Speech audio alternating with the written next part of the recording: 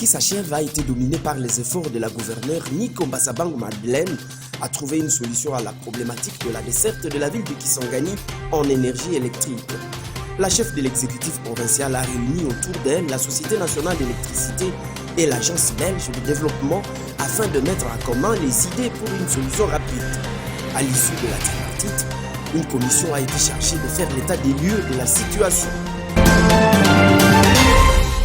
Le campus de l'université de Kisangani doté d'une connexion internet gratuite, une matérialisation par la gouverneure Nikomba Sabangu Madeleine de la promesse du chef de l'État à l'UNIKIS.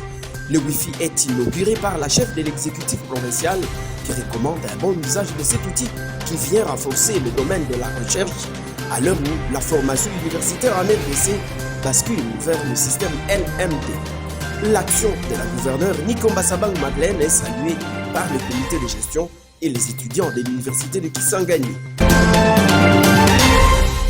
Mesure de suivi oblige, le campus sera bientôt alimenté en énergie photovoltaïque.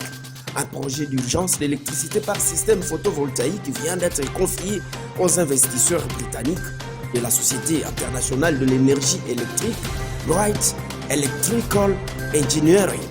Le directeur général de cette société, Brian Michael, a échangé avec l'autorité provinciale avant de descendre sur le terrain au campus central pour étude de faisabilité. Fini la confusion et le bicéphalisme à la tête de l'organe délibérant de la Tchopo. Le bureau d'âge n'existe plus.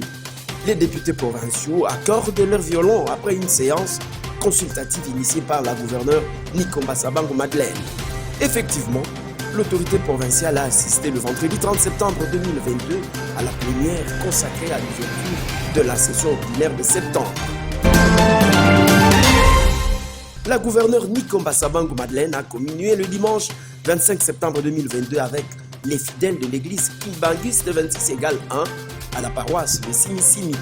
Question pour l'autorité provinciale de se faire accompagner par la prière dans la lourde mission de la gestion de la Tchopo. Madeleine Nikomba Sabangu compatit avec ceux qui sont éprouvés. Tout d'abord, l'église catholique qui a perdu un de ses prêtres, l'abbé Gabriel Songe Matala. La gouverneure assiste à la messe de Requiem à la cathédrale Notre-Dame du Très Saint-Rosaire. Quelques jours plus tard, la chef de l'exécutif provincial revient dans la même cathédrale pour compatir avec le deuxième vice-président de la CENI, Jean Ilongo Tokole, qui a perdu sa mère biologique, Madame Iyema Bernadette.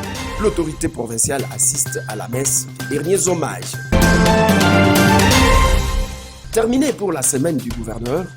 Prochain rendez-vous dimanche 7 octobre 2022. Au revoir et portez-vous bien.